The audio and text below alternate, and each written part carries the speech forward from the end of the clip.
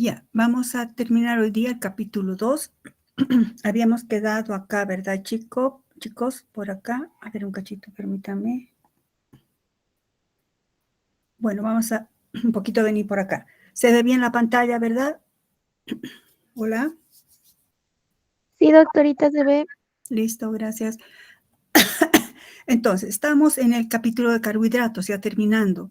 Los carbohidratos, hemos dicho, ¿verdad?, que están presentes, hemos visto la ubicuidad, que están presentes en varias partes de la economía. Aparte, forman parte de las células animales, vegetales, etcétera. Son principales fuentes, son importantes fuentes de energía, de carbono y energía, pero no están solos. En las estructuras celulares, los carbohidratos no actúan o no están presentes solo como carbohidratos. Una gran mayoría y de mucha importancia están unidas a otras biomoléculas. Por ejemplo, en el caso de las glicoproteínas, como su nombre nos está diciendo, son proteínas glicadas o glicosiladas, se dice, que se han unido una proteína con un carbohidrato. Se consideran a las glicoproteínas, habíamos visto, esto es un repasito, como moléculas verdaderas en las que un oligosacárido, que sería este, es una representación obviamente, un oligosacárido se une mediante enlace o glicosídico a una proteína. ¿Pero a qué nivel? A nivel de aminoácidos que también tengan grupos hidroxidrilo. Recuerdan que el enlace o glicosídico resulta de la combinación de un compuesto hidroxilado con otro compuesto hidroxilado. Entonces se forman así estas importantes moléculas, las glicoproteínas. Toda proteína se sintetiza en el retículo endoplasmático, pero al salir del retículo endoplasmático, eso vamos a ver en el antepenúltimo capítulo, ingresan al aparato de Golgi, donde ahí mediante una modificación llamada posttraduccional, que les había dicho que subrayen, que luego vamos a ver a qué se refiere eso, estas proteínas se les etiqueta, podríamos decir así, se les pone, ven, proteína, plin, una etiqueta, un oligosacárido. Esto es catalizado por enzimas llamadas glicosiltransferasas. Esto es importante. Es decir, que las proteínas se glicosilan gracias a enzimas denominadas glicosiltransferasas. Por favor, subrayen. La unión siempre es de tipo enlace o glicosídico. ¿Dónde se encuentran las glicoproteínas? Pues el destino, una vez que se han sintetizado en la célula, en los ribosomas, luego son etiquetadas en el aparato de Golgi. ¿Dónde van estas proteínas? ¿Cuál es su destino? La ubicuidad o su destino es en las membranas celulares. Y este esquema puede verse claramente. Por ejemplo, esta es una glicoproteína. Este es el oligosacárido y una proteína que está unida mediante un enlace glicosídico. El hecho de que estén justo en la superficie de la celular, en la superficie de la célula, nos ayuda a entender que su principal función es la comunicación, como antenas ahí. Participan en son importantes mediadores del reconocimiento entre células. Por eso identificación célula-célula, o identificación entre ciertas células y entre una célula y ciertas moléculas que pueden ser factores de crecimiento u hormonas. Un ejemplo importante de este que, digamos, amerita, que sé que me pueden entender porque han de llevar en fisiología, son los antígenos de los grupos sanguíneos. Todo ser humano, y bueno, y también los animales, tenemos los animales en los glóbulos rojos, pues glicoproteínas en la superficie de los glóbulos rojos. Esas glicoproteínas actúan como antígenos. No pretendo hablar qué es un antígeno, ustedes van a llevar eso en inmunología, pero un antígeno, en este caso, es una glicoproteína. También hay antígenos que son solo proteínas, lipoproteínas, polisacáridos que pueden actuar. Un antígeno es aquel que da lugar a la respuesta de un anticuerpo. O sea, un antígeno genera un anticuerpo. Eso pueden poner para que se entienda. Escriban ahí, por favor. Los antígenos son moléculas que dan lugar a la formación de anticuerpos. A este nivel, ahí nos vamos a quedar. Y siempre reacciona un antígeno con un anticuerpo. Estos antígenos que están en la superficie de este eritrocito, por ejemplo, son glicoproteínas y son los responsables de que en el género humano nos clasifiquemos como personas del grupo O, del grupo A, del grupo B o aquellas que son del grupo AB. La estructura de una glicoproteína más o menos viene representada así. Las personas que son el grupo O, es decir, que sus eritrocitos corresponden al grupo O, pues se caracterizan porque, por ejemplo, esta es la glicoproteína, he querido simbolizar así. Esta es la proteína y este sería el oligosacárido. Todas las glicoproteínas de los seres humanos tienen esto, una N-acetilgalactosamina unida a una proteína que a su vez está unida a una galactosa mediante un enlace, fíjense, beta 1,3, y esta galactosa está unida a una fucosa. Son monosacáridos más extraños. Bueno, todos tienen esto y se dice que son personas del grupo O. En cambio, las personas, aquel grupo humano de seres humanos que tengan el grupo A, aparte de que tienen esta estructura básica, tienen unida a una galactosa una molécula de N-acetilgalactosamina. Vamos a ver por qué y por qué ese grupo de personas puede tener esto y otras no. Entonces, el grupo A se caracteriza porque aparte de esta estructura básica, tienen añadido una N-acetilgalactosamina. Las del grupo B, aparte de la estructura básica, tienen unida una molécula de galactosa. ¿Por qué? Pero algunos unen galactosa y otros unen N-acetilgalactosamina y otros no usan nada. Es decir, ¿por qué existen diferentes grupos sanguíneos? Pues la pregunta está, ¿por qué ciertos individuos añaden ciertas glicoproteínas, ¿no?, a sus proteínas? Por ejemplo, los del grupo A hemos visto que añaden N-acetilgalactosamina. Los del grupo B han añadido a su estructura básica una galactosa. Y los del grupo B han añadido ambas, son capaces de añadir ambas a sus antígenos. Cada individuo va a heredar un gen que va a codificar a una glicosiltransferasa que va a catalizar, que, por ejemplo, las personas del grupo A tienen esa enzima que hace que la N-acetilgalactosamina pueda unirse. Otras personas tendrán una glucosiltransferasa que haga que se añada la galactosa. Y esas enzimas vienen por herencia. La glicosiltransferasa tipo A añadirá ¿qué cosa? N-acetilgalactosamina. La glicosiltransferasa tipo B añadirá galactosa. Y los del grupo AB pues tienen ambas enzimas. ¿Por qué tienen esas enzimas? Pues por herencia de sus padres. Cada individuo hereda un gen que codifica a una enzima específica. Y la mayoría de las personas que están de los grupos humanos del grupo O pues carecen de esas enzimas. Antes y antiguamente, sin embargo, ha dejado de tener importancia en cuanto a eso, en cuanto a, digamos, factores de herencia, cómo reconocer. No puede ser que dos papás del grupo A tengan un hijo del grupo 0, eso ha sido discutido, ¿no? Pero sí está codificado genéticamente. Y entonces la importancia, aquí habíamos quedado, la importancia de conocer esto radica en las incompatibilidades sanguíneas. Conocer esto como estudiantes de bioquímica, futuros profesionales, es sumamente importante. Digamos, la sangre dentro del cuerpo de un individuo carece de anticuerpos contra otro tipo de sangre. O sea, no tenemos anticuerpos contra ningún tipo de sangre normalmente, sino que los anticuerpos son desarrollados cuando ingresa un antígeno desconocido, porque lo considera como un antígeno extraño, un invasor. Por ejemplo, un individuo de sangre tipo O, que no tiene antígenos, ¿recuerdan? Solamente tiene la estructura básica. Esa persona, como no tiene esos otros componentes antigénicos que son la N-acetilgalactosamina del A y la galactosa del grupo B, esas personas pueden donar sangre a cualquier persona. ¿Por qué pueden donar sangre? Porque carecen de anticuerpos que ataquen a otros tipos de sangre.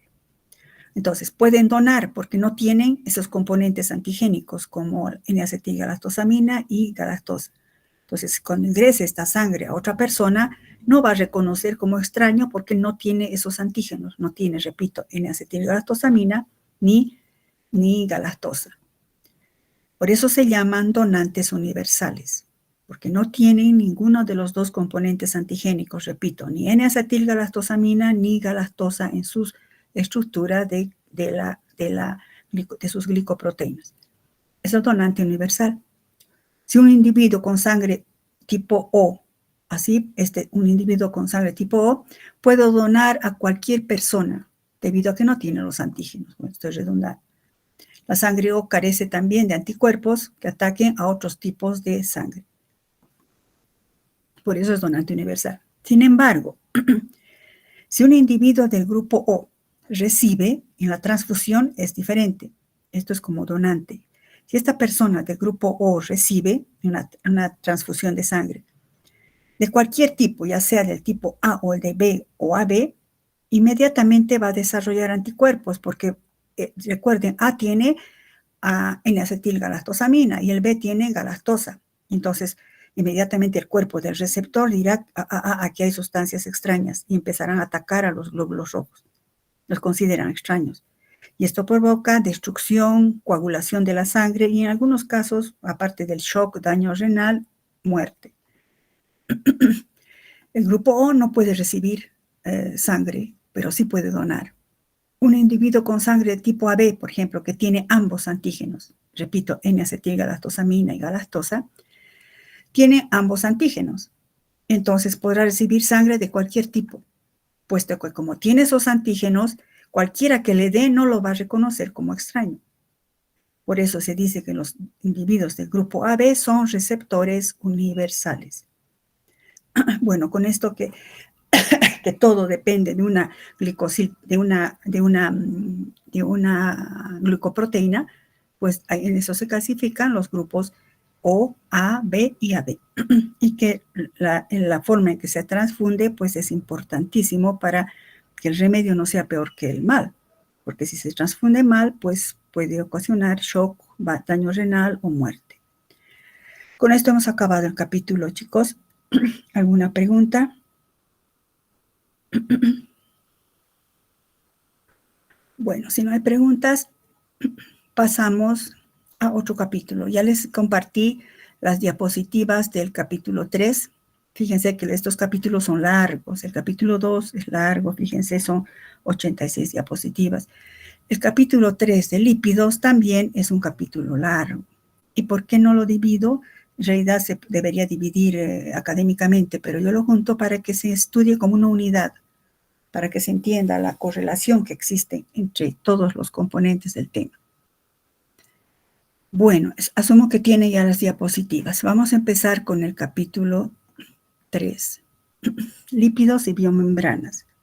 Fíjense entonces, estamos estudiando a las biomoléculas. Las biomoléculas son el objeto de estudio de bioquímica estructural o bioquímica 1. Entre las biomoléculas hemos dicho que son los carbohidratos, que ya los hemos estudiado, los lípidos, los aminoácidos, bueno, carbohidratos, lípidos, proteínas y ácidos nucleicos. Pero cada uno de estos se divide en varios temas. Entonces vamos a ver lípidos y biomembranas. Pues vemos que los lípidos, porque pongo estos dibujos, abundan en los alimentos, tienen una estructura que da lugar a ciertas estructuras más complejas, son componentes esenciales de las membranas plasmáticas. Constituye un grupo diverso de moléculas y por tanto también tienen diversas funciones biológicas. ¿Dónde encontramos lípidos? Si ustedes recuerdan el capítulo 1, les había mostrado la célula, ¿verdad? Que los lípidos abundan en varias estructuras celulares. Pero también saliendo un poco de la célula, podemos decir que los lípidos están en las grasas, en los aceites que consumimos, ciertas vitaminas son lipídicas y ciertas hormonas son lipídicas. En los animales, sobre todo, donde se depositan los lípidos, la mayoría de los lípidos, se encuentran en el tejido adiposo, que no es el único lugar, pero abundan en el tejido adiposo. Aquí veremos una microfotografía, una micrografía, diríamos, electrónica, donde vemos, ¿verdad? Estos serían las células adiposas que están llenas de lípidos. Vamos a ver qué tipo de lípidos son. Sin embargo, bueno, digamos la representación de un adipocito. Fíjense, esta es una célula, el núcleo, sus retículos endoplasmáticos, sus mitocondrias, pero la vacuola de grasa es enorme. Esto en el tejido adiposo, que es uno de los tejidos que acumula un tipo especial de lípidos, o los triglicéridos, que vamos a ver más adelante. Sin embargo, los lípidos, su única ubicuidad, su única zona, o diríamos, o tejido que acumula, no es el tejido adiposo. La mayoría de los se encuentra en las membranas de los lípidos. Es más, para entender las biomembranas, previamente hay que estudiar la estructura y funciones y características de los lípidos. En una célula eucariota, fíjense, existen lípidos en varias zonas. Forman parte de las membranas celulares y de las membranas de las organelas. Por eso el capítulo se llama lípidos y biomembranas. Casi al finalizar, vamos a ver a las biomembranas, una introducción al estudio de las biomembranas, que es un tema muy importante. Entonces, se encuentran a nivel de celular, donde se encuentran en las membranas celulares, formando parte de la membrana celular y que garantizan la compartimentalización de la célula, garantizan la composición intra y extracelular de la célula, los lípidos. No podríamos estudiar biomembranas sin antes entender muy bien la estructura, las funciones y características de los lípidos. Están presentes en muchas regiones de la célula. Entonces, ¿qué es un lípido? Los lípidos vienen del griego lipos, grasa. Son sustancias de origen biológico. Físicamente, digamos, físico-químicamente, son solubles solo en solventes orgánicos de baja polaridad, como cloroformo, metanol. Son casi totalmente, su solubilidad en agua es casi totalmente nula. Y constituyen un grupo diverso de moléculas. Al ser un grupo diverso, también tienen diversas funciones. Como tienen tantas funciones y hay tantos grupos, pues hay que clasificarlos para estudiarlos. Veamos la función y clasificación. Las principales funciones, ¿por qué es importante estudiar los lípidos? ¿Qué funciones cumplen?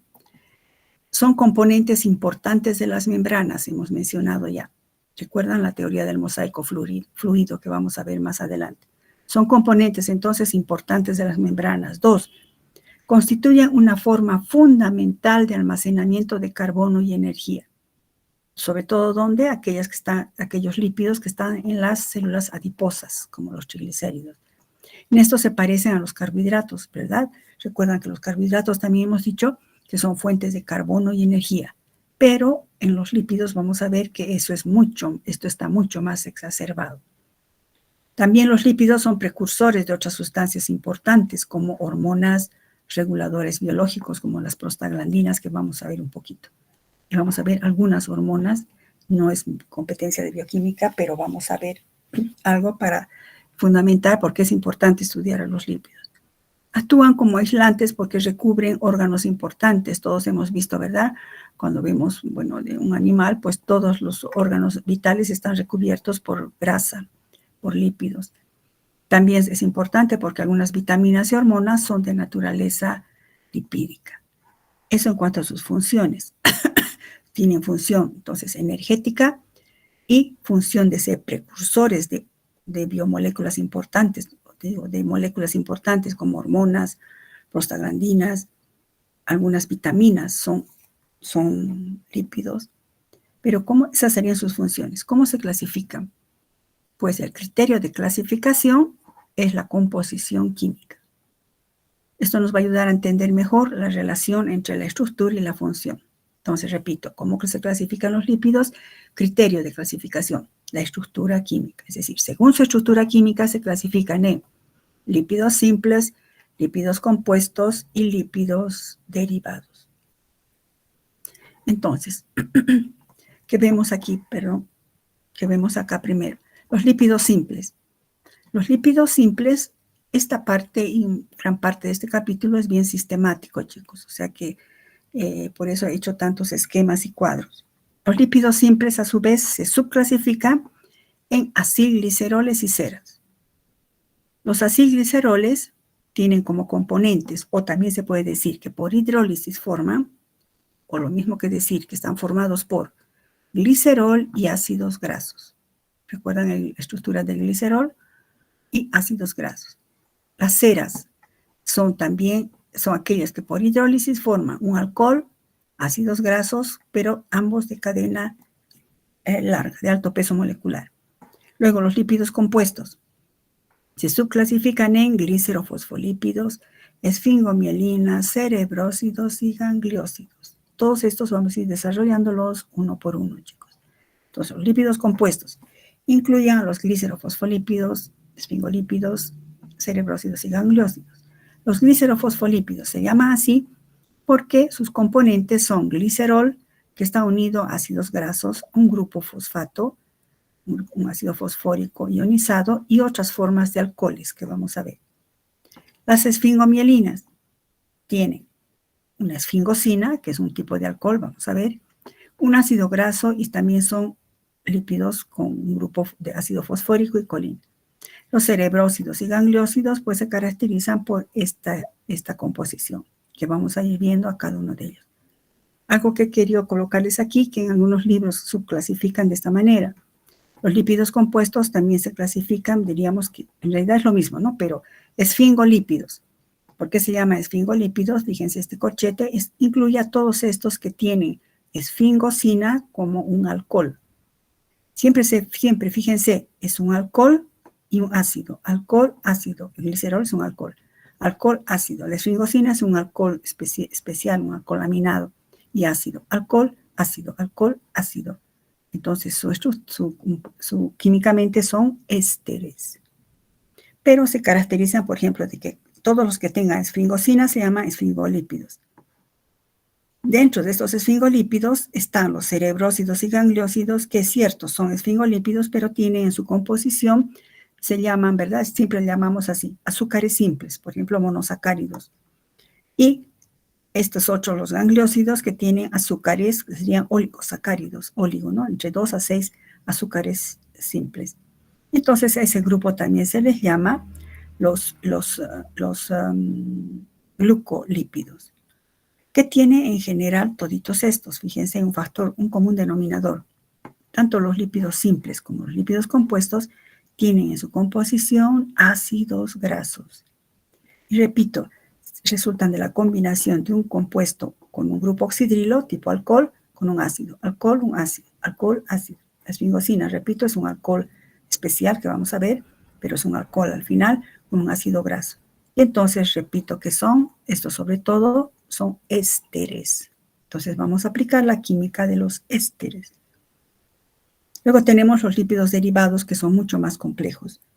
Incluyen a los esteroides, prostaglandinas, hormonas, vitaminas lipídicas, etc. Gran parte de esto van a ver ustedes en nutrición también al año. Bueno, esta es la clasificación según su composición química. Como quiera que fíjense, los ácidos grasos abundan en todos los lípidos simples y compuestos, sobre todo, pues vamos a empezar a estudiar a los ácidos grasos. Fíjense, los ácidos grasos hemos dicho que son componentes de los lípidos simples y compuestos y su función es crucial en su estructura. Es tan importante que nos ubicaremos un poco. Relacionemos a los ácidos grasos con los carbohidratos que hemos estudiado. Por ejemplo, los glúcidos de la dieta, hemos dicho, recuerdan, comemos un almidón, al final se va a transformar en glucosa. Las proteínas de la dieta, que todavía no hemos estudiado, al final se van a transformar en aminoácidos. Pero gracias a esta hormona, yo sé que ahorita esto mucho no me van a entender, pero al acabar el capítulo, sí. Gracias a una hormona como la insulina, estos se pueden transformar en acetilcoenzima A, un compuesto crucial en el metabolismo, que da lugar a los ácidos grasos y esto da lugar a los triacilgliceroles. Entonces, fíjense que los ácidos grasos que vamos a estudiar y estos triacilgliceroles, que son lípidos simples, derivarían también de la dieta rica en carbohidratos. Por eso cuando comemos mucho carbohidrato, pues acumulamos triacilgliceroles en el tejido adiposo y engordamos. Entonces, fíjense que todas las biomoléculas están interrelacionadas en el metabolismo. Ahora vamos a estudiar a estos solitos. Ustedes van a ver esas composiciones y en los ciclos al año. Entonces, los ácidos grasos y triacilgliceroles, en última instancia, también provienen de los carbohidratos y de los aminoácidos. Y también de las grasas que consumimos. ¿Cuál es la estructura y cómo los nombramos a los ácidos grasos? Los ácidos grasos son químicamente ácidos monocarboxílicos de cadena larga, es decir, que tienen un solo grupo carboxilo y su cadena es larga, generalmente está por encima de 10 hasta 24 o 26 átomos de carbono. Los ácidos grasos pueden ser saturados o insaturados. Entre los ácidos grasos saturados tenemos cáprico, láurico, mirístico, palmítico. Y quiero aclarar algo, no pretendo que me aprendan de memoria esto, por favor, no. Su nombre común el número de átomos. Fíjense que hay ácidos grasos, por eso dice de cadena larga, de 10, de 12, 14, 16, 18, 20. Y se abrevia realmente el número aquí adelante, que sería el número de átomos de carbono. Y en este caso, 2.0 significa que no hay dobles enlaces. En cambio, los grasos insaturados, que sí tienen un interés especial, están el palmítico, el oleico, linoleico, alfa-linolénico, araquidónico. Estos sí los vamos a estudiar más profundamente. Número de átomos de carbono, fíjense, 16, 18, 18, 18, 20. Y su abreviatura que sí tenemos que saber. Fíjense que se usa un número, 2 puntos, un número. ¿Qué significa esto? Ahorita vamos a ver qué significa esto, qué significa todo esto. Otra vez la letra omega, fíjense. La estructura de un ácido graso, ¿cómo es? Si nos fijamos aquí, este sería el ácido palmítico de 16 átomos de carbono. Aquí dice 14, con este 15, 16. Es un ácido graso saturado, con un solo grupo carboxilo, por eso son ácidos monocarboxílicos de cadena larga. Algo que vemos y resalta acá es que todos son con número par, tanto los saturados como los insaturados, todos de número par. Eso ustedes al año van a ver en la beta oxidación qué importancia tiene, siempre son pares. Esta sería una estructura de un ácido graso insaturado, por ejemplo, el palmitoleico, que tiene un solo doble enlace. Si ustedes recuerdan orgánica, a nivel del doble enlace, el doble enlace tiene una estructura planar, ¿verdad? Entonces siempre aparece o cis o trans. Vamos a ver que todos son cis, es decir, están del mismo lado del plano. Entonces, ¿qué reconocemos en común acá? Que los ácidos grasos, al tener una cabeza, un grupo carboxilo, este grupo carboxilo, recuerdan, es un grupo polar. La diferencia entre carbono y oxígeno, hay diferencia de electronegatividad. Entonces, el carbono está parcialmente positivo, fíjense en mi cursor, y el oxígeno parcialmente negativo. Entonces, se simboliza así. Un ácido graso presenta una cabeza polar, que sería el ácido carboxílico, y la cola igual acá, una cola apolar, porque estos son solamente, aquí, ¿qué tipo de atracción habría entre una y otra molécula de ácido graso? Pues solo de Van der Waals. Es una cola apolar.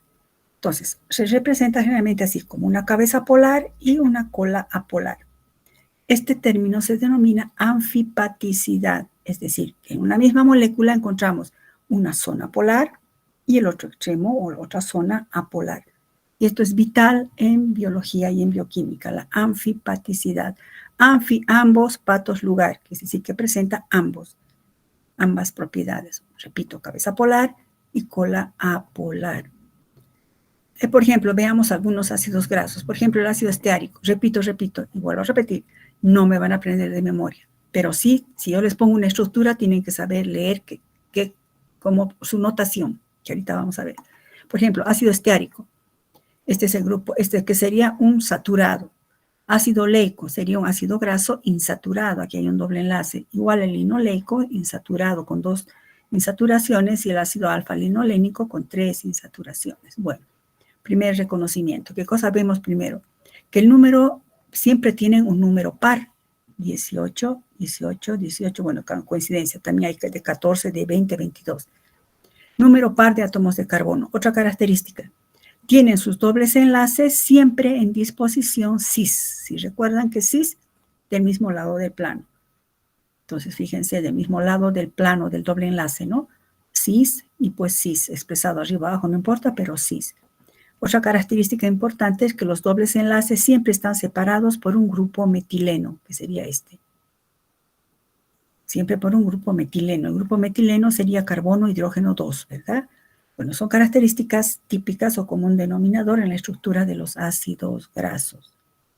Número par, tienen siempre dobles enlaces cis, y sus dobles enlaces siempre están separados por un grupo metileno, carbono, hidrógeno 2, como diríamos comúnmente, pero no deberíamos CH2, ¿no? Bueno, carbono, hidrógeno 2. Aquí también fíjense, carbono, hidrógeno 2, carbono, hidrógeno 2. ¿Cómo los nombramos? A partir de su nombre también los podemos escribir. Eso se llama la notación, ¿verdad? Notación de los ácidos grasos. Se ajusta a ciertas reglas que son sencillas. Por ejemplo, vamos a usar un ejemplo. El ácido linoleico. El ácido linoleico tiene 18 átomos de carbono. Es un átomo de carbono insaturado. Bueno, su notación es esta. 18, 2.2C delta, letra griega delta, ¿no? Delta 19 o 912 omega 6. ¿Cómo interpretamos esto? El primer número indica el número de átomos de carbono. Pues decimos, es un ácido graso de 18 átomos de carbono. El número después de los 2 puntos indica el número de dobles enlaces o insaturaciones. Indica que tiene 2 insaturaciones. La configuración de esas insaturaciones siempre es cis, por eso se usa la letra C. Y delta es para indicar la posición de los dobles enlaces. Decimos que tiene 2 dobles enlaces, pero ¿dónde están esos dobles enlaces? Ah, pues están en la posición 9 y 10. Y corresponde, escriban aquí un ladito, por favor, una clasificación importante de los ácidos grasos es su clasificación como omega ácidos grasos, omega 3, omega 6 e incluso hay omega 9. Entonces, los más importantes son ácidos grasos omega 3 y omega 6. Importantes en cuanto a nutrición y en cuanto a inmunología. Los ácidos grasos omega 6 y omega 3. ¿Y qué significa omega? Recuerdan que hemos visto en prácticas también, cuando hemos visto el omega hidroximetilfurfural. La letra griega omega nos indica que es el último átomo de carbono que tenga doble enlace contando desde el extremo, del otro extremo o grupo metilo. Vamos a ver eso a qué se refiere. Entonces, eso queda claro. El primer número, el número de átomos de carbono que tiene el ácido graso. El número después de los 2 puntos, cuántas insaturaciones tiene, la configuración cis, y delta alto, elevado a los números son la posición de los dobles enlaces. Y si corresponde a la serie omega 6 u omega 3. ¿Y a qué se refiere esto? Se refiere al último átomo de carbono insaturado contando desde el extremo final de la molécula. Por ejemplo, aquí nos vamos a fijar. Vuelvan a esto. Este es el ácido, aquí vamos, linolénico. Haremos el linolénico, chicos. Fíjense, este ácido linolénico tiene, fíjense, siempre se cuenta de este grupo carboxilo, ¿no? Por nomenclatura. Entonces, fíjense mi cursor. 1, 2, 3, 4, 5, 6, 7, 8, 9. Pongan ahí 9. 9. Conseguimos 10, 11, 12. Aquí pongan 12. 13, 14, 15. Pongan 15. 16, 17, 18, ¿verdad? Bueno, este ácido linoleico, por ejemplo, entonces, ¿cómo lo escribiríamos? Si ustedes se fijan aquí adelante, les estoy poniendo aquí, sería 18, 3, cis, delta, 9, 12, 15. ¿Y por qué es omega 3? Si se fijan, se refiere a la posición del último, no del último, a la posición del carbono insaturado que esté a lo más lejos posible, contando desde el grupo metilo. Entonces, fíjense mi cursor. 1, 2, 3, este es de la serie omega 3. En cambio contando desde el extremo, sería 1, 2, 3, 4, 5, 6. En el carbono 6, contando desde el extremo, no es de la nomenclatura oficial. Desde el extremo es omega 6. Entonces, chicos, como para practicar, quiero que a partir de este nombre, como está aquí, me escriban la estructura como tarea. 16 átomos de carbono, un solo doble enlace en cis, y el doble enlace, ¿dónde está? 9. ¿Qué tipo de omega será? Luego que a partir de este nombre también escriban, ¿verdad? Pueden hacerlo en líneas de enlace de valencia, los ácidos grasos. Practiquen eso. Bueno, esa es una nomenclatura importante que les va a servir también muchísimo en Bioquímica 2 y en Nutrición aprender eso, chicos.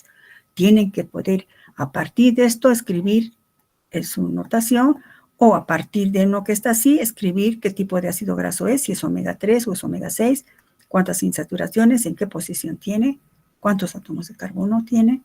Eso sí tienen que saber. ¿Cómo se comportan los ácidos grasos in vitro? Para entender su función, tenemos que entender cómo se comportarían primero en un tubo de ensayo in vitro. Si estudiamos el comportamiento in vitro, en un tubo de ensayo quiere decir, veremos que los ácidos grasos son ácidos débiles, es decir, que tienen pKs bueno, si el ácido es débil, su pK es relativamente alto, más o menos entre 4 y 5, 4.5. ¿Qué quiere decir eso? Como son ácidos débiles, su pK es relativamente alto, a pH fisiológico, escriban ahí, a pH fisiológico, que hemos dicho que es entre 6, 5 y 8, a pH fisiológico, los ácidos grasos siempre se encuentran en su forma ionizada, es decir, como bases conjugadas. Los ácidos grasos se encontrarán siempre en su forma ionizada, como bases conjugadas. Entonces, este sería un ácido graso. El pK de este grupo carboxilo es 4,5. El pH fisiológico es 6,5,8, que es más alcalino que este. Entonces, esto es de esperar que siempre esté ionizado, es decir, que done su protón. Y por eso generalmente se dice, en vez de ácido palmitoleico, por ejemplo, se dice palmitoleato, linoleato, caproato, siempre con el sufijo ato.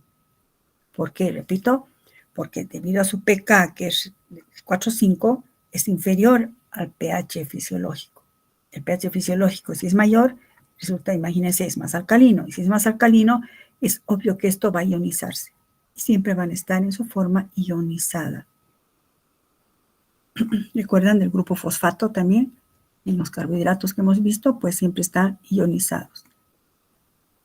Ahora, cuando los ácidos grasos se encuentran en una solución acuosa, por ejemplo, que polar, como más o menos imitando al citoplasma, los ácidos grasos se comportan como sustancias anfipáticas típicas y tienden a formar micelas esféricas. ¿Qué quiero decir con eso?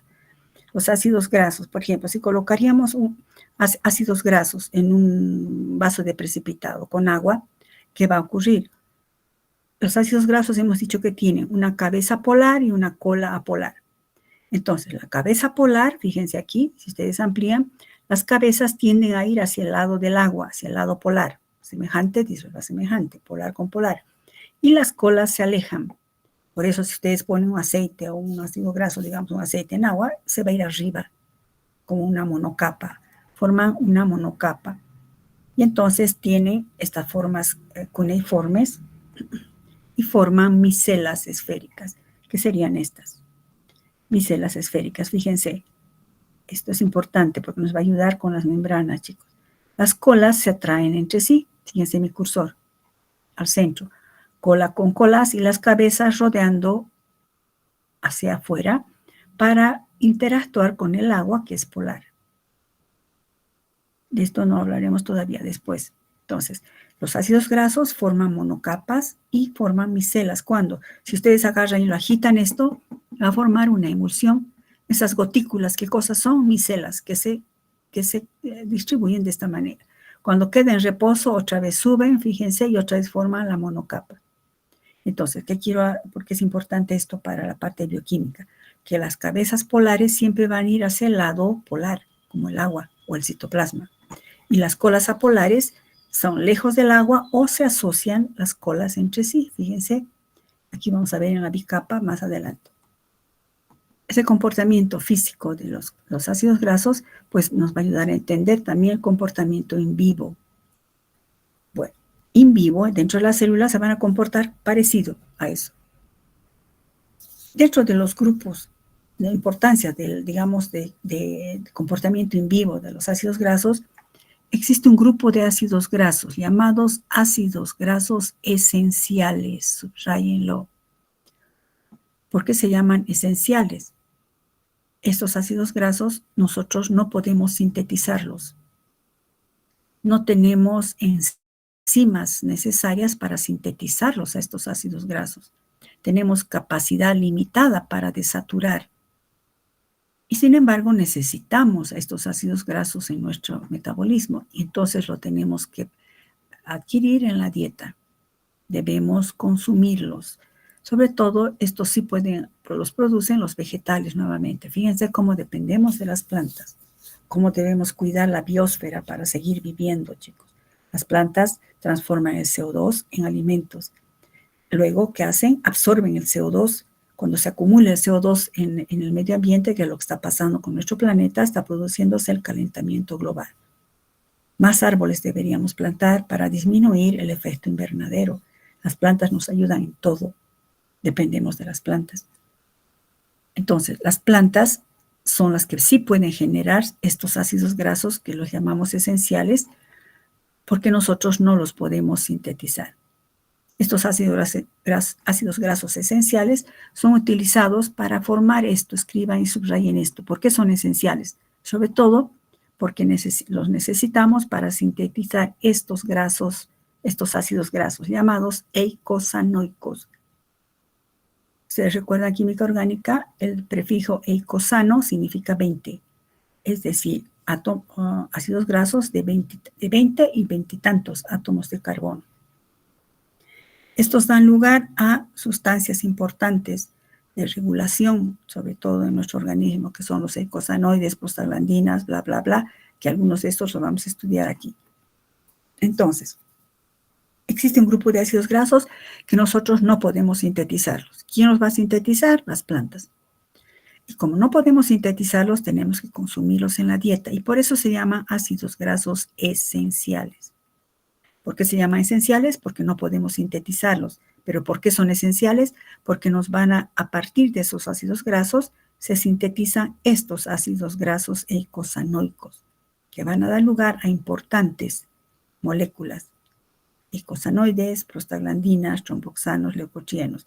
Gran parte de esto es tema de inmunología. ¿Cuáles son esos ácidos grasos que no podemos sintetizarlos y que debemos consumirlos en nuestra dieta? Pues son el ácido linoleico, fíjense, 18 átomos de carbono, con 2 insaturaciones en cis, y la posición de los dobles enlaces está en el carbono 9 y 12. Corresponden a la serie omega 6, es decir, que tienen el último en carbono con doble enlace en posición 6, contando desde el extremo, desde el grupo metilo. Y el otro es el ácido alfa-linolénico, 18 átomos de carbono, 3 insaturaciones en posición cis.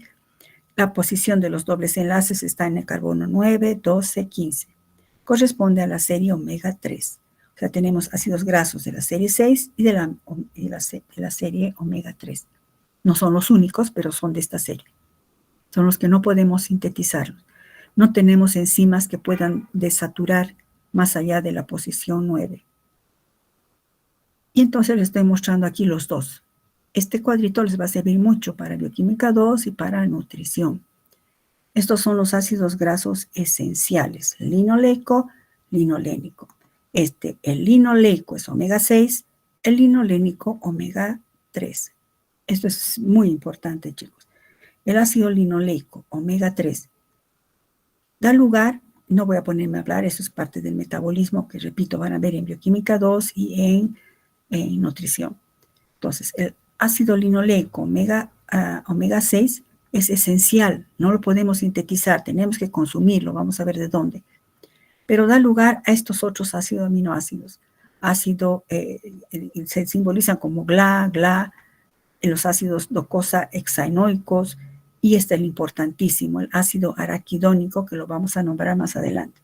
Entonces, eso sí tienen que saber, a partir del ácido linoleico, que es omega 6, se sintetiza el ácido araquidónico.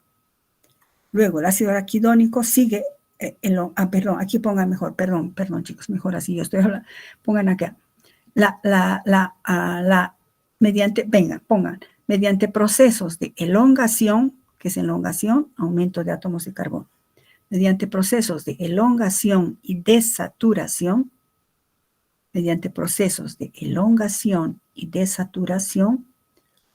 estos ácidos grasos esenciales son oxidados en el hígado.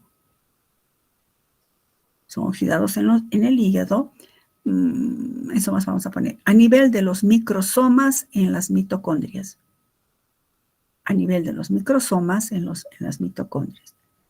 Dando lugar a importantes ácidos grasos poliinsaturados.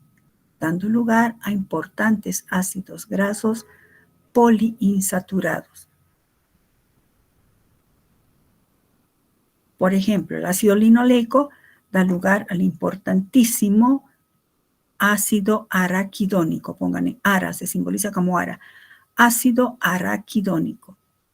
Arachidonic acid, por eso están sus siglas en inglés. Bueno, ácido araquidónico. De 20 átomos de carbono con 4 insaturaciones. Por eso son poliinsaturados. A partir de este ácido araquidónico sigue elongándose, o sea, sigue aumentando el número de átomos de carbono y sigue aumentando las insaturaciones hasta llegar a este otro importante ácido poliinsaturado, DPA, que significa ácido, escriban, docosa pentaenoico. Docosa significa 22, ¿verdad? Pentaenoico con 5 insaturaciones. Ácido docosa, las siglas, docosa pentaenoico. Y el ácido linolénico, que también es esencial, que corresponde a la serie omega 3, en los mismos microsomas sufren la elongación y desaturación, dando lugar a estos otros ácidos grasos.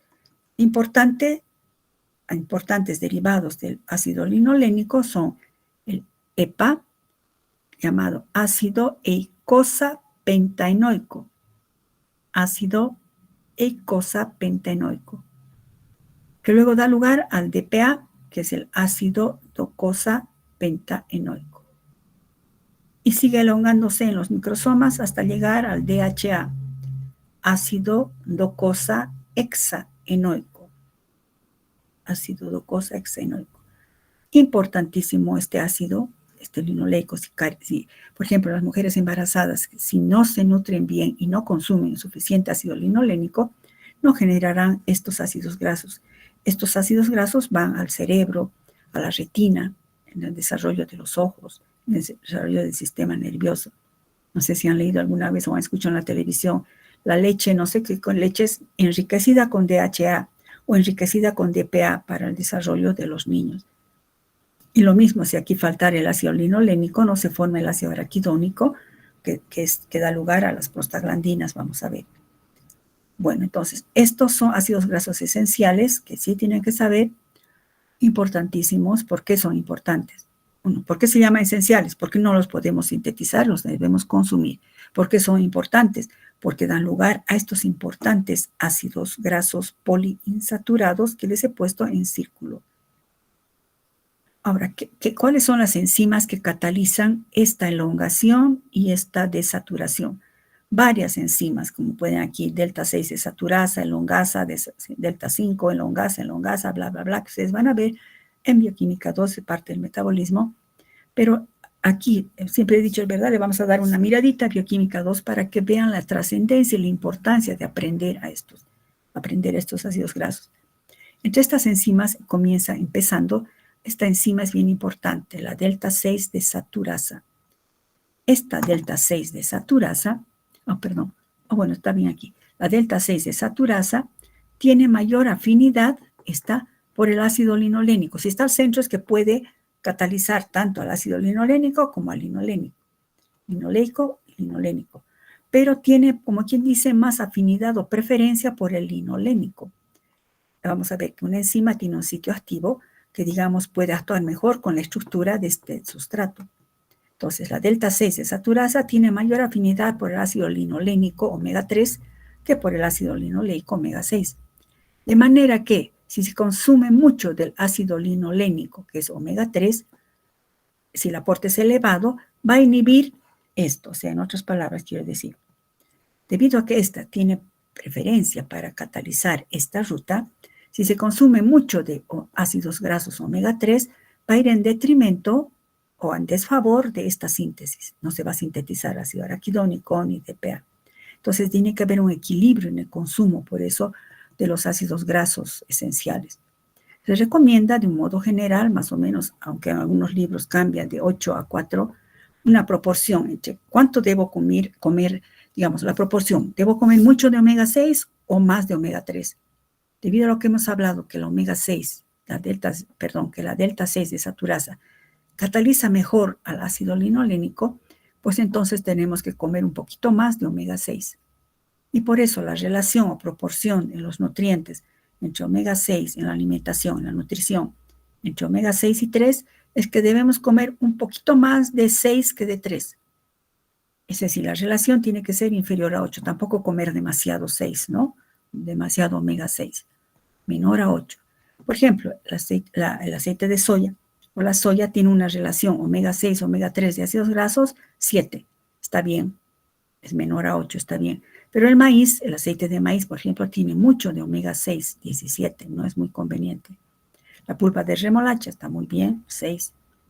La carne vacuna o de cerdo tiene muchísimo omega 6. Tampoco es bueno. Entonces, estas son las estructuras de los ácidos grasos poliinsaturados que les he puesto aquí. Ácido linoleico. Aquí practiquen, chicos. Digamos de cuánto es. Aquí contamos 1, 2, 3, 4, 5, 6, 7, 8, 9, 10, 11, 12, 13, 14, 15, 16, 17, 18. 18, 2 puntos. ¿Cuántas insaturaciones? 2 insaturaciones. Delta, ¿en qué posición está? 1, 2, 3, 4, 5, 6, 7, 8, 9. Delta, 9, 10, 11, 12. Delta, 9, 12. ¿Qué tipo de omega es? Contamos desde acá. 1, 2, 3, 4, 5, 6. Ah, omega 6. Practiquen con todos estos, chicos. Creo que no es nada difícil, ¿verdad? Si hay alguna pregunta, pueden poner el micrófono o levantar la mano por el chat. Ácidos grasos poliinsaturados. Estamos en bioquímica estructural. Sí tienen que poder leer esto. Por ejemplo, póngame su notación. De también su notación. Bueno, fíjense que son los importantísimos poliinsaturados esenciales en la nutrición, en el desarrollo de los niños, bueno, y para toda edad. Ahora, ¿dónde encontramos? Bueno, otra miradita ahora a nutrición. ¿Dónde encontramos estos ácidos grasos? El 3 y el 6. Los omega 6 que debemos comer un poquito más, pero no excedernos. Por ejemplo, sería que es el ácido linoleico. Está presente en el aceite de girasol, aceite de maíz, aceite de soya, aceite de algodón, germen de trigo, en las nueces, en los piñones. El ácido araquidónico, que es importante, que deriva del ácido linoleico, pero que también los podemos consumir tal cual, está en las grasas animales, en las semillas, en la yema del huevo. El omega 3, que da lugar al ácido eicosapentaenoico y docosahexaenoico, y al ácido alfa, que tiene el ácido linolénico, está en comer atún, y salmón, sardinas, peces de mar. Sobre todo se acumula en sus hígados. Y el ácido linolénico en las nueces, semillas o aceites de lino, en la linaza, de ahí viene el nombre del linolénico en la linaza, en la soya, en las hojas verdes como las espinacas. Entonces debemos comer un poquito más de esto y también tenemos que comer esto. Y tiene que haber ese equilibrio entre consumir estos dos para garantizar que vamos a tener los dos ácidos grasos esenciales, linoleico y linolénico. ¿Por qué son tan importantes estos ácidos grasos poliinsaturados? ¿Por qué? ¿Dónde van? ¿Qué función tienen? Pues estos se incorporan en las membranas celulares. Ya vemos ahora que ¿dónde van a ir? A las membranas celulares. En la bicapa lipídica de la membrana plasmática y modifican la fluidez de las membranas. Cuanto más fluida es una membrana, es decir, recuerdan la teoría del mosaico fluido, vamos a ver más adelante. Cuanto más fluida es la membrana, mejor se pueden acomodar los poros de ingreso y salida en el citoplasma, el movimiento que acomoda enzimas, los canales de iones, etc. Los dobles enlaces, o sea, ¿por qué son? Porque, fíjense, cuanto más compuestos insaturados tiene una membrana celular, afecta en su funcionalidad. Por ejemplo, los dobles enlaces son poliinsaturados. Los dobles enlaces permiten que la cadena carbonada de los ácidos grasos de la membrana celular dan forma, digamos, tiene una forma curvada en el espacio. Si se fijan aquí, estos serían ácidos grasos saturados. Estos serían ácidos grasos insaturados, donde están los dobles enlaces y en disposición cis. Entonces, aquí se acomoda muy bien con atracciones de Van der Waals. En cambio, cuando hay insaturados, no hay esa atracción así como una red firme, sino que esta inclinación en cis ocasiona espacios De esa manera se favorece la función de los canales iónicos, de las bombas, a nivel de las membranas celulares. Entonces, tenemos aquí ácidos grasos saturados, atracciones de Van der Waals, y mezcla de ácidos grasos saturados e insaturados, pues no hay esa misma atracción. Repito, da lugar a la formación de los canales de iónicos, poros en las células. La saturación de los ácidos grasos de los fosfolípidos afecta la fluidez membranal, subrayen, yo lo he puesto en negrillas. La saturación, ¿en qué sentido? Esto es saturado. Dígame, cuanto más saturados sean los ácidos grasos, la fluidez va a ser mayor o menor. Chicos, cuanto mayor sea la saturación de los ácidos grasos que forman parte de la membrana celular, la fluidez será mayor o menor. Será menor, chicos, ¿verdad? Entonces, o puede Menor sería, doctora. Perdón, menor, ¿verdad? Sí. Y ponga entonces Sí, como una conclusión, a mayor insaturación, que sería esto, a mayor insaturación, mayor fluidez. La membrana será más fluida, aquí será muy rígida, ¿no? A mayor insaturación, mayor fluidez. Entonces, ¿qué hemos dicho? ¿Por qué son importantes estos ácidos grasos poliinsaturados? Porque los dobles enlaces aumentan la fluidez de las membranas. 1. 2. Los ácidos grasos poliinsaturados forman parte de los fosfolípidos de las membranas celulares que vamos a estudiar. Fosfatidilcolina, es todo lo que vamos a estudiar. De donde pueden ser liberados, vamos a ver más adelante eso, por fosfolipasas, como los eicosanoides, dando lugar a eicosanoides. Eso es una miguita que vamos a estudiar más adelante. Bueno, entonces, los ácidos grasos poliinsaturados son esenciales.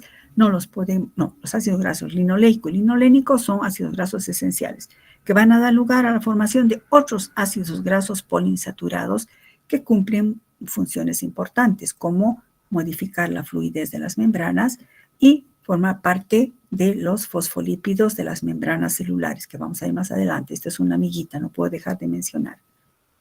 Vamos a ver que a partir de los fosfolípidos se generan otros compuestos. Bueno, con eso estamos viendo, digamos, la notación de los ácidos grasos, a qué dan lugar los ácidos grasos esenciales a los ácidos grasos poliinsaturados. ¿Qué función tienen los ácidos grasos poliinsaturados? Acabamos de ver. Ahora, los ácidos grasos participan en el metabolismo. ¿Cuál es la forma biológicamente o metabólicamente activa, podríamos decir, de los ácidos grasos? Pues para eso tenemos que ver primero las reacciones biológicamente importantes de los ácidos grasos. Los ácidos grasos, yo sé que, digamos, pueden estar en los alimentos, ¿verdad? Pero en nuestro organismo, los ácidos grasos, ¿dónde se van a acumular? Se acumulan en los triacilgliceroles. Yo sé que ahorita, ¿qué es eso? Son como, luego vamos a profundizar mejor. O sea, ¿dónde están? Los ácidos grasos en nuestro organismo están en los triacilgliceroles, es decir, en el tejido adiposo. Y constituyen moléculas que actúan como fuente de carbono y energía. ¿Por qué de carbono y energía? Porque estos ácidos grasos son una fuente importante de energía para que el músculo esquelético, nuestros músculos, puedan trabajar. Importante para aportar energía en músculos en contracción. Por tanto, ¿cuál es la forma metabólicamente activa? La forma biológicamente activa de los ácidos grasos es un tioéster. Ahora, hemos dicho que ¿dónde están los ácidos grasos? Por ejemplo, en nuestro tejido adiposo. En el tejido adiposo están los triglicéridos. En los triglicéridos, como dice su nombre, ahorita vamos a ver, triglicéridos tienen 3 ácidos grasos. Los ácidos grasos, para metabolizarse, se tienen que transformar en un derivado tioestérico llamado acilcoenzima A. A ver, bueno, nos adelantamos un poco. Quiero dejar como miguitas, no hay otra forma de explicar eso, chicos. Un ácido graso, proveniente de donde sea, un ácido graso que está en el citoplasma, digamos, de una célula muscular, ¿cómo va a entrar a dar energía? Si hemos dicho que es una fuente de energía, pues tiene que ser primeramente transformado o activado. ¿Cómo? reacciona con esta molécula. Y pongan ahí la coenzima A reducida. Enciérrenla así como estoy haciendo yo. Y se llama, pongan ahí su nombre, coenzima A reducida. ¿Qué es eso? Más adelante, chicos. Coenzima A reducida. Esto vamos a ver en nucleótidos también. Coenzima A reducida. Entonces, un ácido graso reacciona con la coenzima A reducida y aporta energía, el ATP. Y la enzima que cataliza eso es una tiosinasa. ¿Se acuerdan? Sinasas. Cuando hablamos de sinasa, siempre está involucrado el ATP. Entonces, un ácido graso, una acción de una coenzima. Esta coenzima, si se fijan acá, la coenzima reacciona con el ácido graso y va a formar este tioéster. Si se fijan, porque éster, un ácido, y esto sería, no es un alcohol, pero sí es un tiol, ¿recuerdan? Los tioles que serían familiares, primos hermanos de los alcoholes. Un tiol. Este grupo sulfidrilo hace un ataque, fíjense en mi cursor, hace un ataque nucleofílico al grupo carbonilo. Y se forma este éster, que sería, antes de sacar, acil, este sería el acil, ¿no? Acil coenzima A. Esta parte sería el derivado, ¿verdad? De la coenzima A, y esto derivado del ácido graso. Acil coenzima A, que es un tioéster. Prefijo tio hace alusión al azufre. Y el ATP se hidroliza, rinde energía y se transforma en AMP más pirofosfato inorgánico. Y pongan pirofosfato inorgánico. Este es, más adelante es bien importante. El ácido graso pues va a brindar el grupo acilo. Este es un grupo acilo, ¿recuerdan orgánica? Que sería estito. Y entonces, el par de electrones de este azufre ha hecho un ataque nucleofílico a este carbono y se ha formado un éster. En realidad, un tioéster. Esta es la forma activa de los ácidos grasos. Esta reacción de activación tiene lugar en la membrana externa de las mitocondrias. A ver, ¿qué es eso? De cómo que quiere decir. ¿Qué quiero decir con esto? Esta coenzima A, este acilcoenzima A, se ha generado gracias a que ha reaccionado este ácido graso con esta coenzima A. A ver, ¿cómo podríamos indicar esto? Espérenme, para que se entienda mejor. Una persona está haciendo ejercicio en la madrugada, no ha comido nada, ¿verdad? Los ejercicios en la mañana, antes del desayuno, es importante, porque se asume que se quemaría la grasa del tejido adiposo. Entonces, ¿por qué quemaríamos? Llamamos ese término común. Porque al hacer ejercicio en la mañana, como no hemos comido nada, el músculo necesita contraerse. Entonces, necesita energía. ¿De dónde va a sacar energía? Pues no hay tanto glucógeno porque no hemos comido nada. No hemos desayunado, pues no hay glucosa, no hay glucógeno. Entonces, ¿qué va a hacer? Se activa el tejido adiposo y se liberan ácidos grasos desde el tejido adiposo, se transportan por la sangre e ingresan al tejido muscular. En el tejido muscular ha ingresado, imagínense ahorita este ácido graso está en el citoplasma del tejido muscular y tiene que entrar en las mitocondrias. Pues antes de entrar a las mitocondrias tiene que activarse mediante esta reacción, formando acilcoenzima A. Esta acilcoenzima A, bueno, es una historia ya de bioquímica 2 esto. Necesita una enzima, la carnitintransferasa, que hace que ingrese a las mitocondrias. Y en las mitocondrias, este ácido graso empieza a cortarse de 2 en 2, de 2 en 2, y pues mediante el ciclo de Krebs, etcétera, genera ATP. Y por eso la persona puede seguir corriendo o haciendo ejercicio de fuerza muscular, como quieran. De esa manera, entre comillas, se está quemando la grasa, porque no hemos consumido nada. Hacer ejercicio en ayunas es mejor, aunque también dicen que hay que comer un poquito de carbohidratos para favorecer esta reacción, pero poquito. Entonces, lo que se quema son las grasas. Voy a tratar de hacer un esquema más explicativo para esto, aunque eso ya es tema de bioquímica 2, pero repito, antes de quemarse, hemos dicho que son fuentes de carbono y energía. Para que brinde energía a un ácido graso, primero tiene que activarse. ¿De dónde ha venido este ácido graso? Del tejido adiposo. El tejido adiposo Hay unas enzimas que rompen el tejido adiposo, sale el ácido graso a la sangre, ingresa a la célula muscular. Y en el citoplasma de la célula muscular ocurre esta reacción, en la que el ácido graso se activa de esta manera y recién así pueden ingresar, bueno, eso es otra historia con otras enzimas, ingresa a la mitocondria y en la mitocondria genera energía para que el músculo siga contrayéndose y sigamos haciendo el ejercicio correspondiente. Esto no vamos a ver, chicos. Y bueno, luego ya hemos visto ácidos grasos, entonces vamos a entrar a los lípidos simples. Vamos a quedar acá, chicos. Entonces, quedamos en lípidos simples. Continuamos la siguiente clase. ¿Alguna pregunta hasta acá? Permítanme un cachito.